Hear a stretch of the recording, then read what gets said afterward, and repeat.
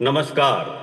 સંજય શાહ સાથે ધંધાની વાત આ પોડકાસ્ટના એપિસોડ 4માં આપનું હાર્દિક સ્વાગત છે. પોતાના ધંધાની વિકાસ યાત્રામાં એક લેવલ સુધી પહોંચી ગયા હોય એવા એસએમઈ ધંધાઓને નેક્સ્ટ લેવલ પર જવામાં જે ચેલેન્જીસ આવતી હોય છે એમાં એમને હેલ્પ કરવા માટે બિઝનેસ કોચિંગની સેવાઓ હું આપું છું. મારી 36 વર્ષની આ કરિયર દરમિયાન મારા પોતાના અનુભવોમાંથી, મારી ભૂલોમાંથી, બીજાની ભૂલોમાંથી, મારા એજ્યુકેશનમાંથી મને જે કંઈ પણ શીખવા મળ્યું છે એમાંથી અમુક વાતો કે જે ધંધાર્થીઓને એમના ધંધાને વિકસાવવામાં કામ આવી શકે એવી વાતોને અલગ અલગ ફોર્મેટમાં, અલગ અલગ માધ્યમે હું શેર કરતો હોઉં છું. આ પોડકાસ્ટ પણ એવો જ એક પ્રયાસ છે. આજે આપણે 4 અલગ અલગ ટોપિક પર વાત કરશું.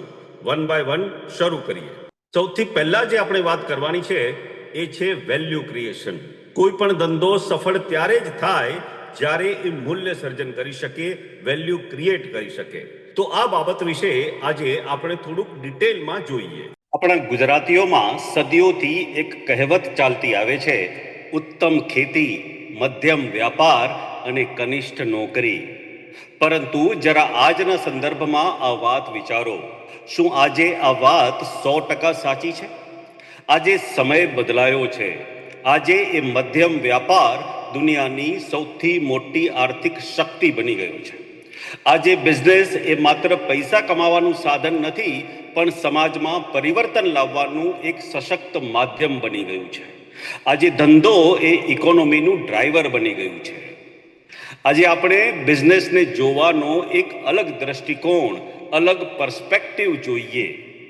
ઘણીવાર જ્યારે આપણે કોઈ ધંધાર્થીને પૂછીએ કે તમારો બિઝનેસ શું કરે છે, ત્યારે આપણને અપેક્ષિત જવાબો મળે છે, અમે ફલાણી પ્રોડક્ટ બનાવીએ છીએ, અમે સાડીઓ વેચીએ છીએ, અથવા અમે સોફ્ટવેર સર્વિસ આપીએ છીએ. પણ આ તો ધંધાની પ્રવૃત્તિ છે, એક્ટિવિટી છે. આ કોઈ બિઝનેસનો હેતુ નથી, પર્પઝ નથી. કોઈ પણ ધંધાનો સાચો હેતુ માત્ર પ્રોફિટ કમાવાનો નહીં, પણ મૂલ્ય સર્જન કરવાનું, એટલે કે વેલ્યુ ક્રિએટ કરવાનો હોય છે. તો આ મૂલ્ય સર્જન એટલે શું? What is value creation? આજે આપણે આ પાયાની વાત કરીશું. સૌથી પાયાનો પ્રશ્ન એ થાય કે મૂલ્યનું સર્જન ક્યારે થાય છે? When is value created? જવાબ બહુ સ્પષ્ટ છે. જ્યારે તમે કોઈ એવું કામ કરો છો, એવી પ્રવૃત્તિ કરો છો કે જેનાથી કોઈ વસ્તુ કે સેવાની કિંમત વધી જાય, ત્યારે તે વધેલી કિંમત એ જ મૂલ્ય. અને આ પ્રક્રિયાને કહેવાય વેલ્યુ ક્રિએશન. આ માટે કરવામાં આવતું કામ કે મહેનત કોઈ પણ પ્રકારની હોઈ શકે. તે શારીરિક એટલે કે ફિઝિકલ મહેનત હોઈ શકે, એ માનસિક મહેનત હોઈ શકે, મેન્ટલ હોઈ શકે, તે યાંત્રિક અથવા તો મિકેનિકલ મહેનત હોઈ શકે, અથવા તો તે સર્જનાત્મક ક્રિએટિવ મહેનત પણ હોઈ શકે. સરળ ભાષામાં કહું તો જ્યારે આપણે કંઈક નવું સર્જન કરીએ છીએ, જ્યારે આપણે કોઈ સમસ્યા ઉકેલીએ છીએ, કોઈક પ્રોબ્લેમ સોલ્વ કરીએ છીએ, જ્યારે આપણે કોઈકને મદદરૂપ થઈએ છીએ, કે જ્યારે આપણે કોઈની પીડા કે તકલીફ ઓછી કરીએ છીએ, ત્યારે આપણે મૂલ્યનું સર્જન કરીએ છીએ. તેનો લાભ લેનાર બેનિફિશિયરી એટલે કે લાભાર્થી કોઈ એક વ્યક્તિ હોઈ શકે, અથવા તો કોઈ બિઝનેસ કે કોઈ સંસ્થા, ઓર્ગેનાઇઝેશન પણ હોઈ શકે. જ્યારે તમારી પ્રોડક્ટ કે સર્વિસના કારણે ગ્રાહકનું જીવન સરળ બને અને એને એમ લાગે કે હા, મેં જે પૈસા ખર્ચ્યા એ વસૂલ થયા, ત્યારે સમજવું કે ત્યાં સાચું મૂલ્ય સર્જન થયું છે, ત્યાં વેલ્યુ ક્રિએટ થઈ છે. હવે આપણે મૂલ્ય સર્જનના થોડાક ઉદાહરણો જોઈએ. આ વાત કદાચ થિયરીમાં ભારે લાગે, પણ આપણી આસપાસ નજર કરીએ તો આપણા રોજિંદા જીવનમાં ડગલે ને પગલે વેલ્યુ ક્રિએશનના ઉદાહરણો જોવા મળે છે. કુદરત આપણને પાણી મફતમાં આપે છે. નળમાંથી આવતું સાદું પાણી પણ ઉપલબ્ધ તો છે જ, પણ જ્યારે એ જ પાણીને ફિલ્ટર કરવામાં આવે, નાની બોટલોમાં ભરવામાં આવે અને છેક દૂર દરાજના વિસ્તારમાં પહોંચાડવામાં આવે, ત્યારે તે તરસ छिपाવવાનું એક સરળ સાધન બની જાય છે. અહીં પાણી એનું એ જ છે, પણ તેની શુદ્ધતા, પ્યોરિટી અને ઉપલબ્ધતા એટલે કે અવેલેબિલિટી તેમાં વેલ્યુ ઉમેરી દે છે. બીજું ઉદાહરણ લઈએ રેતીનું. નદીના પટમાં વેરાયેલી રેતીના કણોનું ત્યાં શું મૂલ્ય હોય છે? ત્યાં તો તે માત્ર પગ નીચે ખૂંદાય છે, તેનું ત્યાં કોઈ વજૂદ નથી. પરંતુ જ્યારે એ જ રેતીને ત્યાંથી ઉઠાવીને ટ્રાન્સપોર્ટ કરીને કોઈ કન્સ્ટ્રક્શન સાઇટ પર પહોંચાડવામાં આવે છે, ત્યારે તે અત્યંત કિંમતી બની જાય છે. કારણ કે હવે તે ઇમારત ચણવાના કામમાં આવવાની છે. વસ્તુ એ જ છે, પણ તેનું સ્થાન, લોકેશન બદલાતા તેનું મૂલ્ય બદલાઈ ગયું. જ્યારે રસોડામાં પડેલો લોટ, શાકભાજી કે મસાલા અલગ અલગ પડ્યા હોય તો તેનું મૂલ્ય મર્યાદિત છે. પણ જ્યારે કોઈ કેટરિંગ સર્વિસ કે રેસ્ટોરન્ટ એ જ સામગ્રી, એ જ ઇન્ગ્રેડિયન્ટ્સનો ઉપયોગ કરીને, મહેનત કરીને સ્વાદિષ્ટ ભોજન તૈયાર કરે છે, ત્યારે એ સામગ્રીનું મૂલ્ય અનેક ગણું વધી જાય છે. એવી જ રીતે પ્લાસ્ટિકના કાચા દાણા, ગ્રેન્યુલ્સને જ્યારે મોલ્ડ કરવામાં આવે છે અને તેમાંથી ઘરવખરીની કોઈ ઉપયોગી વસ્તુ બને છે, ત્યારે એ દાણાની કિંમત વધી જાય છે. મૂલ્ય સર્જન માત્ર વસ્તુઓમાં જ થાય છે એવું નથી. એક ડૉક્ટરનું ઉદાહરણ લો. તે વર્ષો સુધી મેડિસિન અને સર્જરીના સાયન્સનો અભ્યાસ કરે છે. જ્યારે તે આ જ્ઞાનનો ઉપયોગ કરીને કોઈ બીમાર વ્યક્તિની સારવાર કરે છે અને તેની પીડા દૂર કરે છે, ત્યારે એ સેવા દ્વારા એક ઉમદા વેલ્યુ ક્રિએટ થાય છે. જ્યારે કોઈ કલાકાર કોઈ ઇન્સ્ટ્રુમેન્ટ વગાડે છે કે ગીત ગાય છે અને સુંદર સંગીત રેલાવે છે, તે પણ વેલ્યુ ક્રિએશન જ છે. જ્યારે કોઈ શિક્ષક કે પરફોર્મર લાઈવ ઓડિયો કે વિડીયો માધ્યમથી કોઈકને કંઈક શીખવે છે કે મનોરંજન પૂરું પાડે છે, ત્યારે તે પણ મૂલ્યનું સર્જન કરે છે. અને હા, જ્યારે કોઈ લેખક શબ્દોને યોગ્ય રીતે ગોઠવીને કોઈ અર્થપૂર્ણ લખાણ તૈયાર કરે છે, જે લોકોને માહિતી આપે, શિક્ષણ આપે કે મનોરંજન આપે, તો એ પણ એક વેલ્યુ ક્રિએશન જ છે. તો આ બધા ઉદાહરણો પરથી આપણે શું સમજ્યા? એક ધંધો મૂલ્ય સર્જન કરવાનું એક સાધન છે. A business is a tool of value creation. Business એટલે રિસોર્સિસને, સંસાધનોને એવી રીતે કામે લગાડવા કે જેથી એવી વસ્તુ કે સેવા ઉત્પન્ન થાય જેના માટે ગ્રાહક રાજી ખુશીથી પૈસા ચૂકવવા તૈયાર થાય. દરેક બિઝનેસનો ઈરાદો વેલ્યુ ક્રિએટ કરવાનો જ હોય છે. પણ દુર્ભાગ્યે દરેક બિઝનેસ વેલ્યુ ક્રિએટ કરવામાં સફળ નથી થતો. કેટલાક બિઝનેસ વેલ્યુ ડિસ્ટ્રોય પણ કરે છે, એટલે કે મૂલ્યનો વિનાશ પણ કરે છે. આપણામાં આવા અમુક લોકો માટે કહેવાય છે કે એમણે 100ના 60 કર્યા. આ કેવી રીતે થતું હોય છે? જ્યારે તમે રો મટીરિયલ, લેબર અને કેપિટલ વાપરો છો, પણ તેમાંથી જે તૈયાર થાય તે કોઈને ઉપયોગી ન હોય અથવા તો બિનજરૂરી હોય, તો એ મહેનત અને મટીરિયલ નિષ્ફળ જાય છે. આને મૂલ્ય સર્જન નહીં, પણ મૂલ્ય વિનાશ કહેવાય. Value destruction. એટલે ધંધાને વિકસાવવો હોય તો પ્લાનિંગ, ઓર્ગેનાઇઝિંગ અને એક્ઝિક્યુશન એવી રીતે કરવું કે તમારું બિઝનેસ સાતત્યપૂર્ણ રીતે, કન્સિસ્ટન્ટલી વધુ ને વધુ વેલ્યુ ક્રિએટ કરતો રહે. કોઈ પણ બિઝનેસની સાઇઝ પણ એના વેલ્યુ ક્રિએશન પર જ આધારિત હોય છે. જે બિઝનેસ લાખો કરોડો ગ્રાહકો સુધી પહોંચીને એમને માટે વેલ્યુ ક્રિએટ કરે છે, એ બિઝનેસ મોટા પાયે સ્કેલ અપ થાય છે, ખૂબ મોટો થાય છે. હવે આપણે જોઈએ કે એક મજબૂત બિઝનેસ 4 પ્રકારના લાભાર્થીઓ માટે વેલ્યુ ક્રિએશન કરે છે. લાંબા સમયની સફળતા માટે આ ચારેય ક્ષેત્રોના વેલ્યુ ક્રિએશનમાં સંતુલન હોવું ખૂબ જરૂરી છે. સૌથી પહેલા આવે છે તમારા ગ્રાહકો. ગ્રાહકો માટે વેલ્યુ એટલે શું? માત્ર ગ્રાહકને સસ્તી વસ્તુ વેચવી એ જ વેલ્યુ નથી. ગ્રાહકની સમસ્યા, તેની તકલીફ, એના પેઇન પોઈન્ટ્સને સમજીને તેનું સચોટ સમાધાન આપવું એ સાચું મૂલ્ય છે. એક ઉદાહરણ જોઈએ.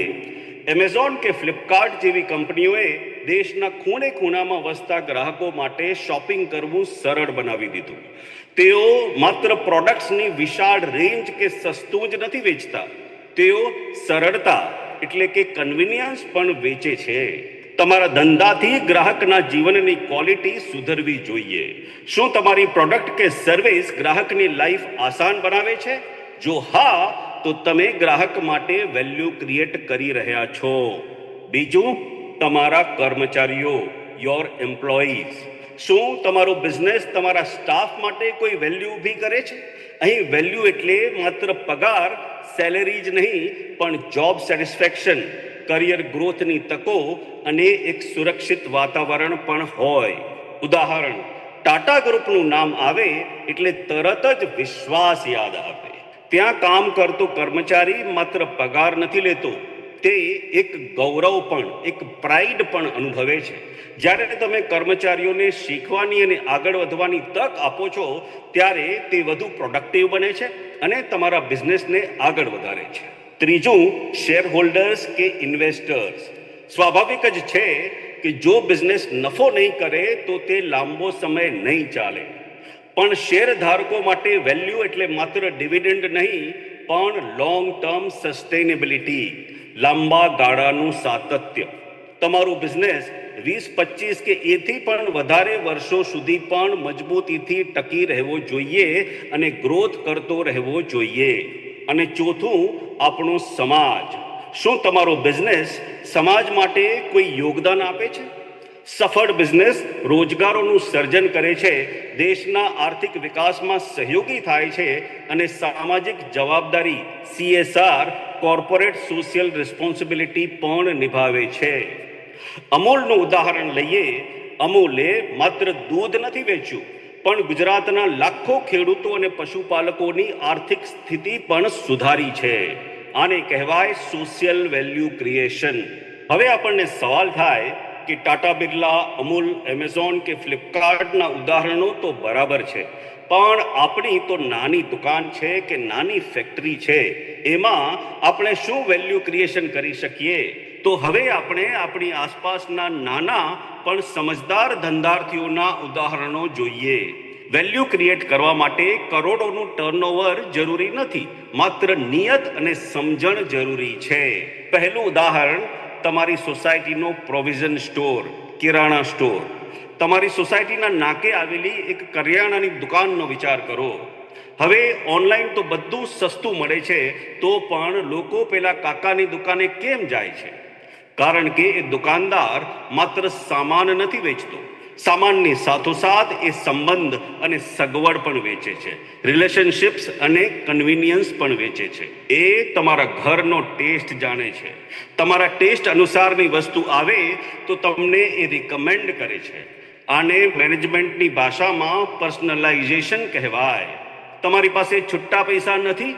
વાંધો નહીં, કાલે આપી દેજો. આ ટ્રસ્ટ છે, વિશ્વાસ છે. અડધી રાત્રે દૂધની થેલી જોઈએ છે? એ દુકાન ખુલ્લી હશે.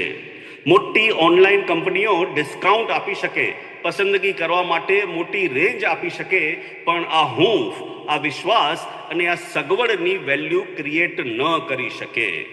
જો તમે નાના વેપારી છો તો આ તમારી તાકાત બની શકે છે. હવે રાજકોટ કે અમદાવાદની GIDCમાં મશીનરીના પાર્ટ્સ બનાવતા એક SME ઇન્ડસ્ટ્રીનું ઉદાહરણ જોઈએ. ધારો કે તે કોઈ મોટી કંપની માટે સ્પેર પાર્ટ્સ બનાવે છે. જો તે માત્ર પાર્ટ બનાવીને મોકલી દેશે તો તે એ કંપની માટે માત્ર એક વેન્ડર જ છે. પણ જો તે ક્લાયન્ટને ફોન કરીને કહેશે કે સાહેબ, અમે સ્ટડી કર્યું છે, જો તમે તમારી ડિઝાઇનમાં આ નાનકડો ફેરફાર કરશો તો મશીનની લાઈફ 2 વર્ષ વધી જશે અને તમારો ઇલેક્ટ્રિસિટીનો ખર્ચ પણ 10% ઘટી જશે. અહીં તેણે શું કર્યું? તેણે પ્રોડક્ટની સાથે સાથે એક્સપર્ટાઇઝ અને કોસ્ટ સેવિંગની વેલ્યુ પણ આપી. સામેવાળી કંપનીને માટે હવે આ સપ્લાયર માત્ર એક વેપારી, એક વેન્ડર નથી રહ્યો, પણ એક ગ્રોથ પાર્ટનર બની ગયો છે. આ સાચું મૂલ્ય સર્જન છે. હવે ત્રીજું ઉદાહરણ, એક ગૃહિણી જે ઘરેથી ટિફિન સર્વિસ ચલાવે છે. હોટલમાં જમવાનું તો મળે જ છે, પણ લોકો એમના ટિફિનની રાહ કેમ જુએ છે? કારણ કે તેઓ હેલ્થ એટલે કે સ્વાસ્થ્ય અને ઘર જેવો સ્વાદ પણ પીરસે છે. જો કોઈ ગ્રાહક બીમાર હોય અને કહે કે આજે ઓછું તીખું બનાવજો અને તે બેન એનું ધ્યાન રાખે, તો એ માત્ર જમવાનું નથી, એ કેર એટલે કે કાળજી પણ છે. તે ગ્રાહકની સુખાકારી એટલે કે વેલબિંગમાં વધારો કરી શકે છે. એ જ રીતે એક બ્યુટી પાર્લર ચલાવતી લેડી માત્ર બ્યુટી ટ્રીટમેન્ટની સર્વિસ જ નથી આપતી, તે ગ્રાહકને સુંદર દેખાવાનો આત્મવિશ્વાસ, એક કોન્ફિડન્સ આપે છે. આ વેલ્યુ ક્રિએશન છે. આપણો બિઝનેસ ગમે તેટલો નાનો હોય, પણ જો આપણે આપણા ગ્રાહકની કોઈ મુશ્કેલી આસાન કરી રહ્યા હોઈએ તો આપણે ચોક્કસપણે ગ્રાહકો માટે વેલ્યુ ક્રિએશન કરીએ છીએ. હવે એક બહુ મહત્વની વાત, આપણા ધંધાના વેલ્યુ ક્રિએશનના લાભાર્થીઓ એટલે કે આપણા ગ્રાહકો, કર્મચારીઓ, શેરધારકો અને સમાજ, આ ચારે અલગ અલગ નથી. આ બધું એકબીજા સાથે જોડાયેલું છે. આ એક વર્ચ્યુઅસ સાયકલ છે, એક શુભ ચક્ર છે. જ્યારે તમે કર્મચારીઓની કાળજી રાખશો ત્યારે તેઓ દિલથી કામ કરશે અને કામમાં નાવીન્ય લાવશે, ઇનોવેશન લાવશે. ખુશ કર્મચારીઓ ગ્રાહકને શ્રેષ્ઠ સર્વિસ આપશે. ખુશ ગ્રાહક કંપનીને વફાદાર રહેશે, એની પાસેથી વધુ ખરીદી કરશે અને કંપનીનો નફો વધારશે. અને એ નફાથી તમે બિઝનેસ વધારશો, સમાજને રોજગારી આપશો અને ફરી પાછું કર્મચારીઓ માટે રોકાણ કરશો. જો તમે આમાંથી એક પણ કડી તોડશો તો આખું ચક્ર તૂટી જશે. તો આ વાતનો સાર શું છે? બિઝનેસ એ માત્ર લેવડ દેવડ, ઓનલી ટ્રાન્ઝેક્શન નથી. બિઝનેસ એ સંબંધો, રિલેશનશિપ્સનું સર્જન છે. ભલે તમે પ્રોડક્ટ બનાવો, કોઈને સર્વિસ આપો, કોઈને ભણાવો કે કોઈનું મનોરંજન કરો, જો તમારી પ્રવૃત્તિ સામેવાળી વ્યક્તિના જીવનમાં કોઈ સકારાત્મક બદલાવ લાવે છે તો તમે સાચા માર્ગે છો. હવે શાંતિથી બેસીને વિચારજો, મારા બિઝનેસમાં હું જે રો મટીરિયલ, જે મહેનત અને જે સમય નાખું છું, શું તેમાંથી બહાર આવતું પરિણામ, એના આઉટપુટ એના ખર્ચ કરતાં વધારે કિંમતી છે? શું હું ખરેખર વેલ્યુ ક્રિએટ કરું છું કે વેલ્યુ ડિસ્ટ્રોય કરું છું?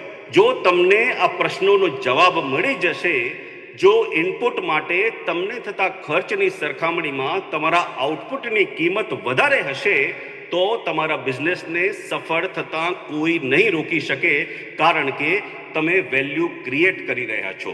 અને હવે માર્કેટિંગ ફંડામેન્ટલ્સમાં કસ્ટમરના મનમાં કોઈ પણ પ્રોડક્ટ કે સર્વિસનું સ્થાન કેવી રીતે નક્કી થાય છે, એ પોઝિશનિંગ વિશે વાત કરીએ નેક્સ્ટ ટોપિકમાં. માર્કેટિંગની પાયાની બાબતોમાં આજે આપણે વાત કરવાની છે, આપણો કસ્ટમર આપણા વિશે શું માને છે. કસ્ટમરના મનમાં આપણી પ્રોડક્ટ કે સર્વિસનું ચોક્કસ સ્થાન કેવી રીતે નક્કી કરવું. જ્યારે પણ કોઈ કસ્ટમર કંઈક ખરીદવાનું નક્કી કરે ત્યારે તે એ વસ્તુના અલગ અલગ ઘણા વિકલ્પોને ચકાસે છે. માર્કેટમાં ઉપલબ્ધ એક કરતાં વધારે ઓપ્શન્સને એ મૂલવે છે. કોઈ પ્રોડક્ટ માર્કેટમાં બિલકુલ નવી આવી હોય, એના જેવી બીજી કોઈ પ્રોડક્ટ માર્કેટમાં હોય જ નહીં અને કસ્ટમરને એ પ્રકારની પ્રોડક્ટ વિશે ખબર ન હોય તો વાત અલગ છે. બાકી એ સિવાયની બધી જ પ્રોડક્ટ કે સર્વિસ ખરીદતી વખતે ગ્રાહકના મનમાં એ બધા જ વિકલ્પો વિશે એક અભિપ્રાય બંધાયેલો હોય જ છે. આ અભિપ્રાયો તેના પોતાના કે અન્યોના અનુભવોના આધારે બંધાયેલા હોય છે. એક પ્રોડક્ટના જેટલા વિકલ્પો વિશે કસ્ટમરને માહિતી હોય, એ દરેક ઓપ્શન્સ માટે એના મનમાં એક આગવું સ્થાન નક્કી થઈ ગયેલું હોય જ છે. તેના મનમાં દરેક ઓપ્શનને એક ક્રમાનુસાર રેન્ક અપાયેલી હોય છે. આવું રેન્કિંગ તેના પોતાના અનુભવો, વ્યક્તિત્વ, માન્યતાઓ, દ્રષ્ટિકોણ અને માનસિકતાના આધારે ડેવલપ થાય છે. તેના પોતાના વ્યક્તિગત રેન્કિંગ અનુસાર કસ્ટમર કોઈ એક પ્રોડક્ટને પોતાના માટે સારી અને વધારે યોગ્ય ગણે છે અને બીજી પ્રોડક્ટને એનાથી ઓછી યોગ્ય ગણે છે. કસ્ટમર જે પ્રોડક્ટ વાપરતો હોય એના જેવી બીજી બધી પ્રોડક્ટ્સ વિશે એના મનમાં આવું નિયત રેન્કિંગ સ્થાપિત થયેલું હોય જ છે. આપણને ગમે કે ન ગમે, પરંતુ આપણી તથા બીજી એવી દરેક પ્રોડક્ટ વિશે કસ્ટમરોના મનમાં એક અદ્રશ્ય પરંતુ વાસ્તવિક રેન્કિંગ હોય જ છે. આ રેન્કિંગને આપણે અવગણી શકીએ નહીં. આપણે આ રેન્કિંગ કેવી રીતે સર્જાય છે એ તથા એ રેન્કિંગમાં આપણે કેવી રીતે કસ્ટમરના મનમાં આગળ આવવું એને સમજવું જરૂરી છે. આ વાતને એક ઉદાહરણથી સમજીએ. ધારો કે ₹20,000ની કિંમતના મોબાઈલ ફોન્સ વિશે વાત કરીએ. માર્કેટમાં આ કિંમતના અલગ અલગ બ્રાન્ડ અને કંપનીઓના અનેક મોડેલ્સ ઉપલબ્ધ હશે. એક મોડેલમાં ખૂબ સારા ઇઝી ઓપરેટિંગના ફીચર્સ હશે, બીજાની ક્વોલિટી એકદમ મજબૂત અને ટકાઉ હશે, ત્રીજી કંપનીની આફ્ટર સેલ્સ સર્વિસ અફલાતૂન હશે, તો ચોથાની બેટરી લાઈફ જબરદસ્ત હશે, પાંચમાનો કેમેરા પાવરફુલ હશે. કોઈ એક ફોનમાં આ બધું એક સાથે ઉપલબ્ધ નહીં હોય. મોબાઈલ ફોનનું આ દરેક મોડેલ અલગ અલગ કસ્ટમરને આકર્ષિત કરશે. કોઈ કસ્ટમરને માટે લાંબી બેટરી લાઈફ સૌથી વધારે મહત્વની હશે, બીજાને આફ્ટર સેલ્સ સર્વિસનું ટેન્શન હશે, ત્રીજાને લાંબો સમય ટકી રહે એવો મજબૂત ફોન જોઈતો હશે, ચોથાને ફોટોગ્રાફી માટે સારો કેમેરા જોઈતો હશે.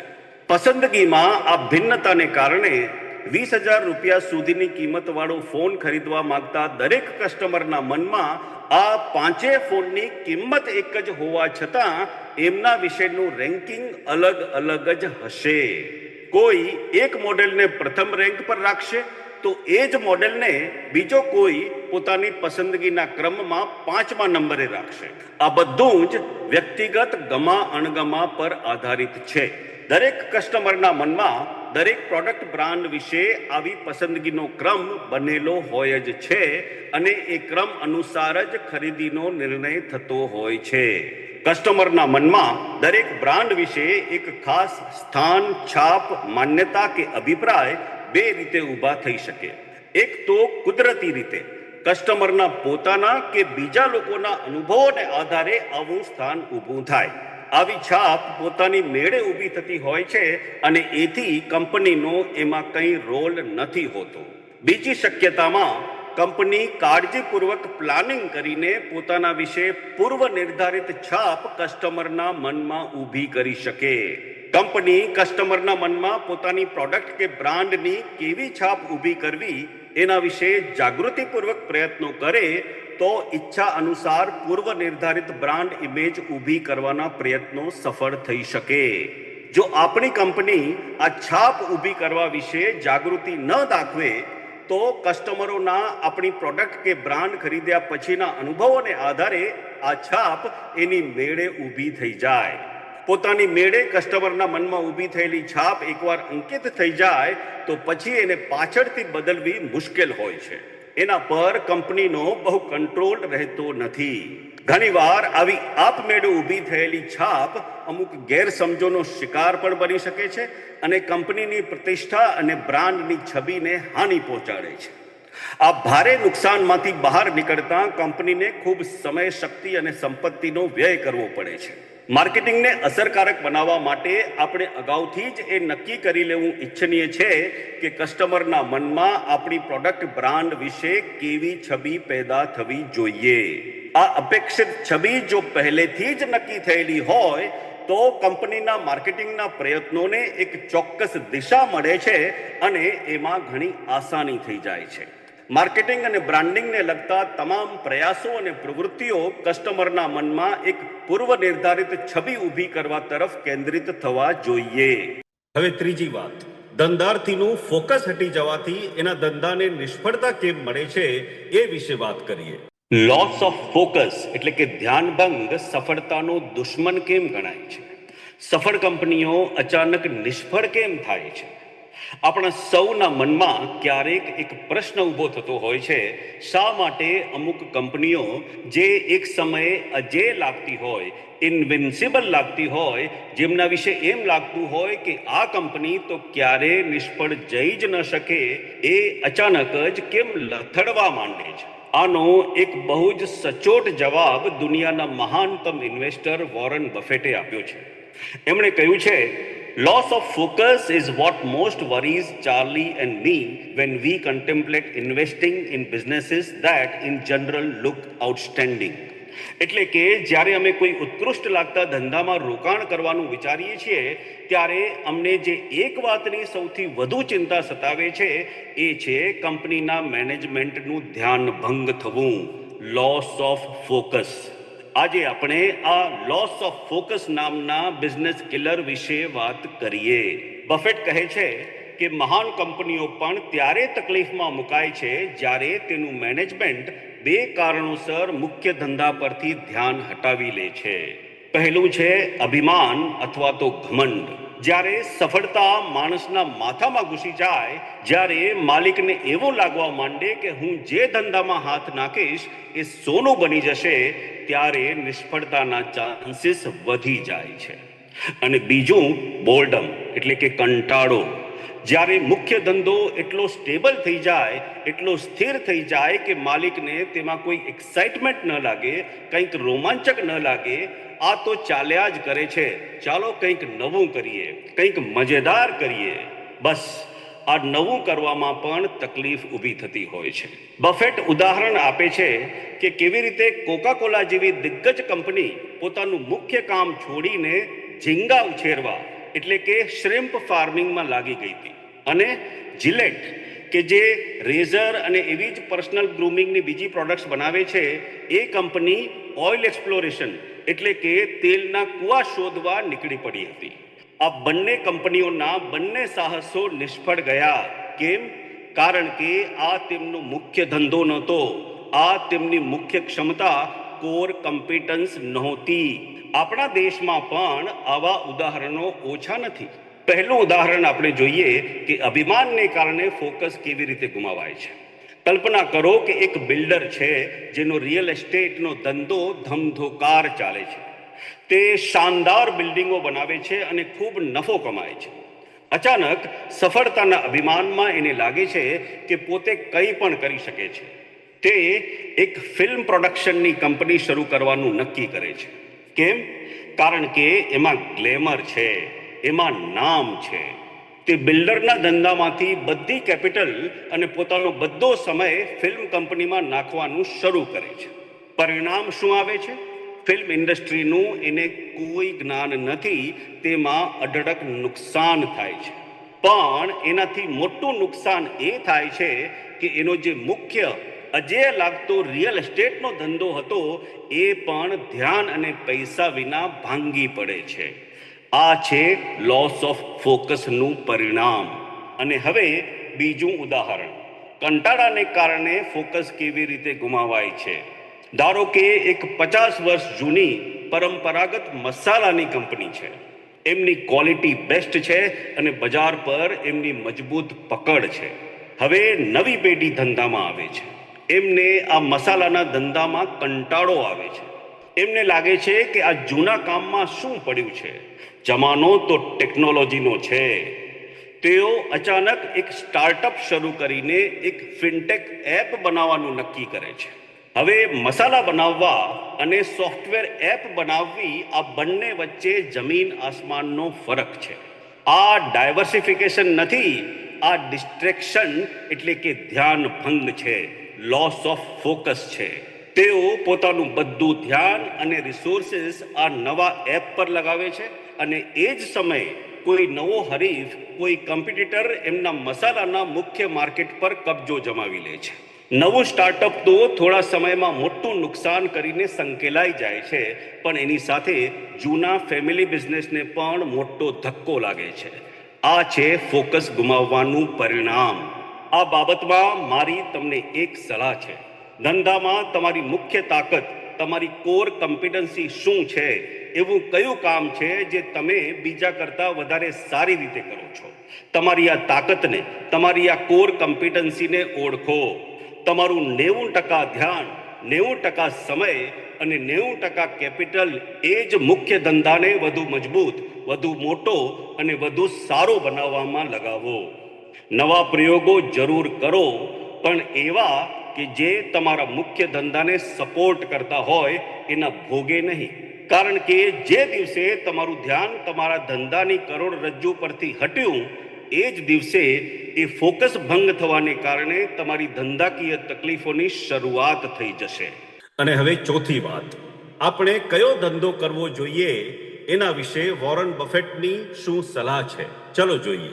એક નવો બિઝનેસ શરૂ કરનારના મનમાં ઘણીવાર એક દ્વિધા, એક ડિલેમા હોય છે. મારે કયા ક્ષેત્રમાં ધંધો કરવો જોઈએ? એવા ક્ષેત્રમાં જ્યાં દરરોજ નવા બદલાવ આવે છે, જેમાં ગ્રોથની સંભાવના પણ વધુ છે અને રિસ્ક પણ વધારે છે, કે પછી એવા ક્ષેત્રમાં જે વર્ષોથી સ્થિર છે, સ્ટેબલ છે, જેમાં રિસ્ક ઓછું છે પણ જેમાં ઝડપી ગ્રોથ શક્ય નથી? આ મૂંઝવણનો જવાબ વોરન બફેટના એક ખૂબ જ ઊંડા અર્થના વાક્યમાં રહેલો છે. તેઓ કહે છે, a fast changing industry environment may offer the chance for huge wins, but it precludes the certainty we seek. આપણે આ વાક્યને ભારતીય બિઝનેસના પરિપ્રેક્ષ્યમાં સમજવાનો પ્રયત્ન કરીએ. બફેટનું આ વાક્ય બે ભાગમાં વહેંચાયેલું છે. પહેલો ભાગ કહે છે, a fast changing industry environment offers the chance for huge wins.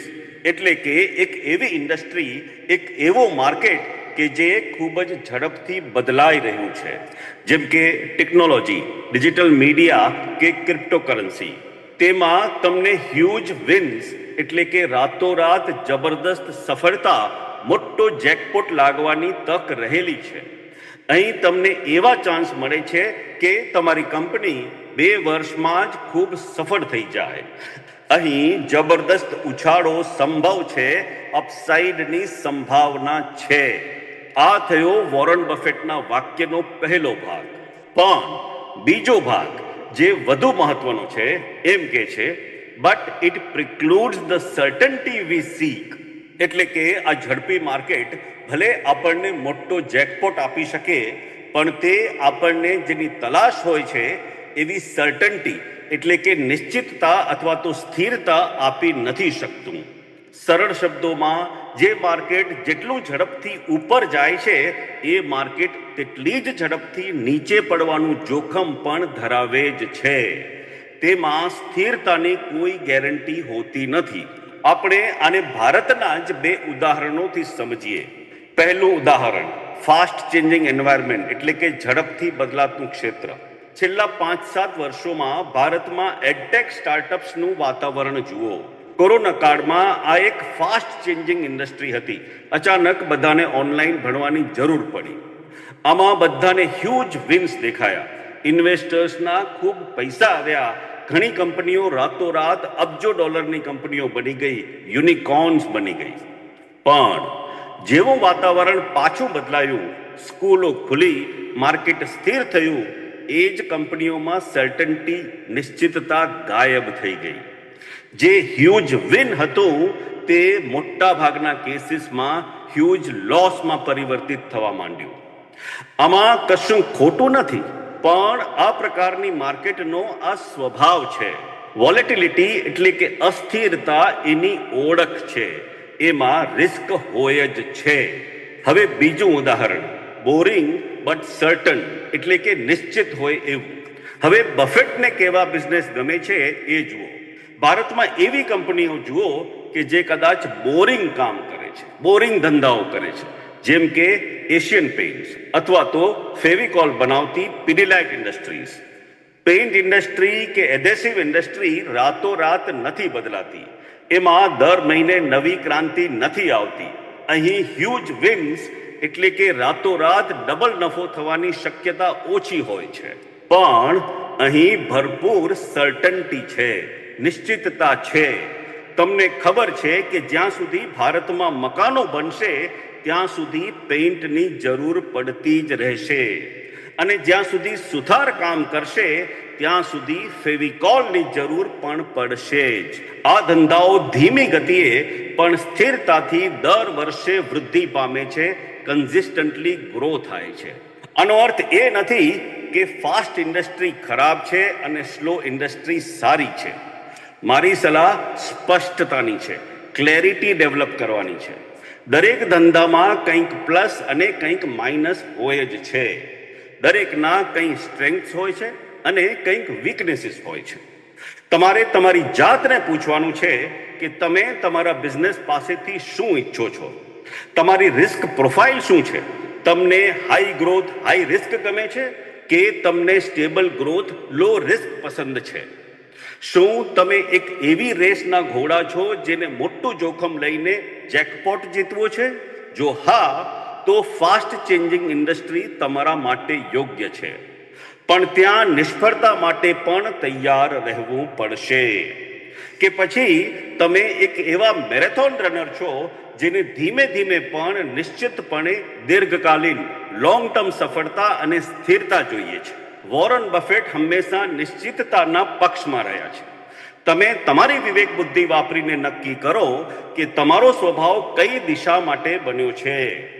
એ મુજબ તમે તમારો ધંધો પસંદ કરશો તો જરૂર સફળ થઈ શકશો. જે રીતે મેં અગાઉ કહ્યું કે ધંધાર્થીઓને એમના ધંધાને વિકસાવવામાં ઉપયોગી થાય એવી વાતો હું અલગ અલગ ફોર્મેટ અને અલગ અલગ માધ્યમે રજૂ કરતો હોઉં છું. મારી ધંધાની વાતની ટિપ્સ, મારા વિડીયોઝ, મારા આર્ટિકલ્સ અને બધી મારી કન્ટેન્ટ એક જ જગ્યાએ મળી શકે એ માટે મેં એક વેબસાઇટ અને એપ શરૂ કર્યા છે. એ વેબસાઇટનું નામ છે gujaratibusinessguide.com અને એનું કોરસ્પોન્ડિંગ એપ છે ગુજરાતી બિઝનેસ ગાઈડ.